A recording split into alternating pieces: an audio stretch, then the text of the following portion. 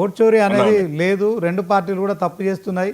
Election commission చేసే తప్పులకి మీరు రెండు పార్టీలది తప్పు. సో కొంత 97 కోట్ల మంది ప్రజలు ఉన్నప్పుడు చిన్న చిన్న తప్పులు జరుగుతాయి. వాటన్నిటిని సవరించుకోవాలి తప్ప అనవసరంగా ఇలాంటి విమర్శలు చేయడం కరెక్ట్ కాదని చెప్పి అనలిస్ట్ బండ రామ్మోహన్ రావు గారు అంటున్నారు. ఏం చెప్తారు సార్? నేను ఒక్కటే, ఇప్పుడు రామన్న చాలా క్లియర్ గా అంటే మాలాంటి వాళ్ళకి కూడా కొంచెం నాలెడ్జ్ ఇచ్చిండు. వెరీ ఫ్రాంక్లీ స్పీకింగ్, ఒకటి మాత్రం నేను అడుగుతున్నా, మేము ఈ రోజు వరకు కూడా బీజేపీ పార్టీ ఏదో ఓటు చోరీ చేసిందని ఈ రోజు అనలేదు ఎవరు కూడా. ఎప్పుడైతే మేము ఎలక్షన్ కమిషన్ లో ఉన్న తప్పులని మేము మా రాహుల్ గాంధీ గారు ఎలక్షన్ కమిషన్ లో ఉన్న తప్పులని ఎత్తి చూపిస్తున్నప్పుడు వీళ్ళందరూ ముందుకు వచ్చి వాళ్ళని ఎత్తివిన వాళ్ళు వేసుకున్నారు తప్ప మేము ఎప్పుడు ముందుకు వచ్చి బీజేపీ పార్టీ చేసిందనో ఇంకో పార్టీ చేసింది, అక్కడ లోకల్ గా ఉన్న పార్టీస్ చేసిందని ఏ రోజు కూడా మాట్లాడలేదు సార్ మేము.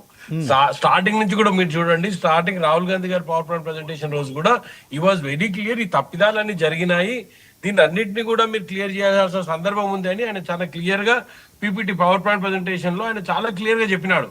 చెప్పినప్పుడు దాన్ని సరిదీసుకునే ప్రయత్నంలో వీళ్ళందరూ కూడా రాహుల్ గాంధీ గారిని డైరెక్ట్ గా అటాక్ చేయడము, అదే విధంగా ఎలక్షన్ కమిషన్ ముందుకు వచ్చి హమారే బహనోకి హమారే మాకి ఆ వీడియోస్ కైసా దిఖాతే అన్నప్పుడు మరి ఆ వీడియోస్ పెట్టింది ఎందుకోసం మనము?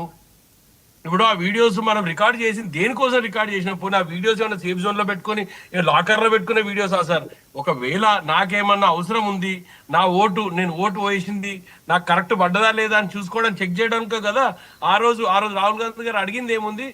ఎలక్షన్ కమిషన్ వచ్చి ఎలక్షన్ కమిషనర్ జ్ఞానేష్ కుమార్ గారు వచ్చినప్పుడు ఆయన మాట్లాడిన తీరు బట్టే కదా ఈరోజు మొత్తం వ్యవస్థల ఓట్ అనే దాని మీద నిజంగా అపహాస్య పాలయ్యే విధంగా ఈరోజు అనొద్దు కానీ ఎలక్షన్ కమిషన్ దీని అన్నిటికీ ఆద్యం పోసిందని నేను అనుకుంటున్నా. దానికి తోడుగా భారతీయ జనతా పార్టీలో ఉన్న కొంతమంది నాయకులు ఐ కాంట్ టేక్ అందరినీ తీసుకోలేము దీనిలోకి.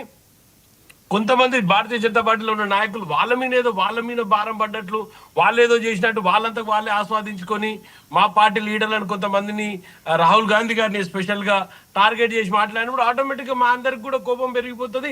ఇప్పుడు జరుగుతున్న ఎలక్షన్ వ్యవస్థలో నేను కూడా గ్రేటర్ హైదరాబాద్ లో ఒక ఓటర్ని, నాకు కూడా ఒకప్పుడు ఊర్లో ఓటు ఉండే, హైదరాబాద్ లో ఓటుండే, రామన్న చెప్పినట్టు ఊర్లో ఓటుండే, కానీ నేనే ఒక సిటిజన్ గా రిప్రజెంటేటివ్ గా నేనే ఓటు పెట్టుకుంటే ఎట్లా అనే ఉద్దేశంతో ఊర్లో ఓటు తీసి చాలా మంది కూడా హైదరాబాద్ లో ఓటు ఉంది, ఊర్లలో ఓటు ఉంది. దీనికి మరి ఎవరిని బాధ్యత వహించమందాం? రాజశేఖర రెడ్డి బాధ్యత వహిస్తాడా, ఇంకా XYZ బాధ్యత వహించాలా?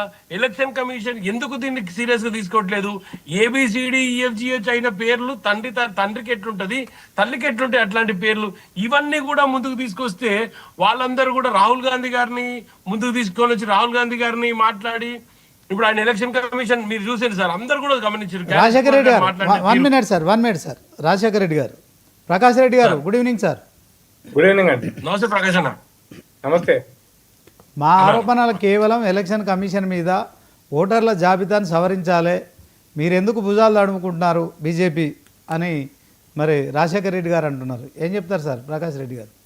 మిత్రులు రాజశేఖర రెడ్డి గారికి, పెద్దలు బండ రామ్మోహన్ రావు గారికి మీకు గుడ్ ఈవినింగ్ అండి.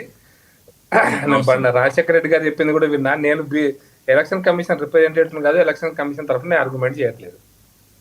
నేను చాలా స్పష్టంగా చెప్తున్నా, రాజశేఖర రెడ్డి గారు లేవనెత్తిన అంశాన్ని మేము గత అసెంబ్లీ ఎలక్షన్స్ లో, పార్లమెంట్ ఎలక్షన్స్ లో, మున్సిపల్ ఎలక్షన్స్ లో అనేక సందర్భాలు లేవట్టాం. నాకు తెలిసి నేను ఒక 10-20 రిప్రజెంటేషన్ ఇచ్చిన, నాకు తెలిసి మా పార్టీ తరఫున ఎలక్షన్ కమిషన్ కి 100 రిప్రజెంటేషన్స్ ఇచ్చాము.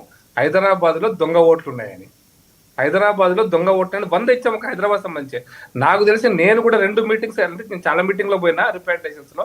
ఒక ఎలక్షన్ మీటింగ్ జరిగింది సార్. ఒక ఎలక్షన్ మీటింగ్, ఇంట్రెస్టింగ్ మీటింగ్ ఏంటంటే హైదరాబాద్ లో ఒకే అసెంబ్లీ పరిధిలో మీకు 2 ఓట్లు ఉన్నా 3 ఓట్లు ఒకే అసెంబ్లీ పరిధిలో అది ఐడెంటిఫై చేశారు. ఎలక్షన్ కమిషన్ ఐడెంటిఫై చేస్తే గుర్తించారు, వాళ్ళు మొత్తం గుర్తించి మనకు ఫోన్ చేస్తారు BLO, సార్ మీకు పలానా ఇంట్లో ఓటు ఉంది, పలానా ఇంట్లో ఓటు ఉంది, పలానా ఇంట్లో ఉంటుంది, ఏ ఓటు ఉంచుకోవాలనుకుంటున్నారు మీరు డిసైడ్ చేసుకొని ఆ ఓటు చెప్పండి సార్, మేము ఉంచుతాం, మిగతా తీసేస్తామని చెప్పారు. అట్లా హైదరాబాద్ మొత్తం కూడా జరిగింది, ఒక ప్రయోగం జరిగింది ఎలక్షన్ కమిషన్ ద్వారా. ఆ ఎలక్షన్ కమిషన్ మీటింగ్ కు నేను బీజేపీ తరఫున పోయినాం, మేమిద్దరం. కాంగ్రెస్ పార్టీ తరఫున వచ్చారు, TRS తరఫున వచ్చారు, MIM తరఫున వచ్చారు, CPI వచ్చారు, CPM వచ్చారు. ఇంతకుముందు రామ్మోహన్ రావు గారు చెప్పినటువంటి లాజిక్ TRS వాళ్ళు కూడా లేవనెత్తారు. హైదరాబాద్ లో ఓటు ఆంధ్రప్రదేశ్ లో ఉంది, బస్సులు కట్టుకొని పోతున్నారని చెప్పారు. హైదరాబాద్ మీకు LB Nagar is best example, Munugode best example. Munugode elections లో 30,000 మంది హైదరాబాద్ ఉన్నారు. మా LB నగర్ లో వాళ్ళందరికీ ఓట్లు ఉన్నాయి. సహజమైన జరుగుతున్నటువంటి పరిస్థితి. అయితే మీరు ఇప్పటి వరకు ఎలక్షన్ కమిషన్ చేసిన పని ఏంటంటే ఎలక్షన్లు ఒక అసెంబ్లీ పరిధిలో 2 ఓట్లున్నా 3 ఓట్లున్నా తీసేసే పని చేసినారు. ఎన్నేళ్ళు తెలుసా సార్? ఒక్క హైదరాబాద్లో అంటే మలక్పేట కాన్స్టిట్యూన్సీలో 49,000 ఓట్లు వెళ్ళినాయి సార్. చార్మినార్ కాన్స్టిట్యూన్సీలో 55,000 ఓట్లు ఉన్నాయి. అంబర్పేటలో 39,000 ఓట్లు వెళ్ళినాయి. ఇవన్నీ కూడా తీసేయాలని మేము కూడా డిమాండ్ చేస్తున్నాం.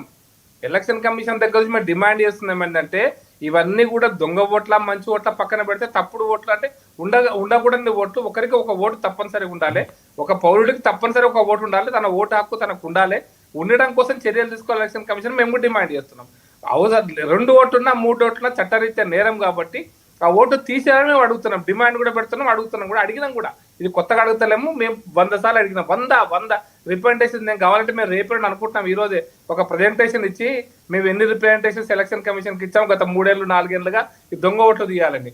మేము ఇప్పుడు చెప్తున్నాం సార్, హైదరాబాద్ సిటీలో మేము గుర్తించిన ఓట్లు 6,69,000 ఓట్లు గుర్తించాం సార్. మేము పార్టీగా గుర్తించిన ఓట్లు 6,69,000 ఓట్లు డబుల్ ఉన్నాయి. లేకపోతే ఒక కాన్స్టిట్యూన్సీ 2 కాన్స్టిట్యూన్సీలు ఉన్నాయి. ఇంకా 2 కాన్స్టిట్యూన్సీలో నేను చెప్పట్లేదు. ఇప్పుడు అంబర్పేటలో మా ముసరాబాగ్ లో ఉంటాయి, అటుపోయి అంబర్పేటలో ఉంటాయి. మా సైదాబాద్ లో ఉంటాయి, అటుపోయి యాకత్పుర కాన్స్టిట్యూన్సీలు ఉంటాయి. మలక్పేటలో ఉంటాయి, యాకత్పురాలు ఉంటాయి. ఇంకా అవేం తేవట్లేదు. మేము ఆలోచించిన రిప్రజెంటేషన్ అంటే ఎలక్షన్ కమిషన్ కు అట్లీస్ట్ ఒక పార్లమెంట్ పరిధిలో మీరు ఈ టైప్ ఆఫ్ అంటే ఐరిష్ ఐడెంటిఫై చేయండి సార్ మేము ఇచ్చినాం రిప్రజెంటేషన్. కాబట్టి ఎలక్షన్ కమిషన్ లో ముందు పెద్ద రామ్మోహన్ రావు గారు ఒక మాట చెప్పారు. లోక్సత్తా జయప్రకాష్ నారాయణ గారు ఈ ప్రయోగాన్ని 99 దశకంలో మొదలు పెట్టారు, 2000 సంవత్సరం కంటే ముందే.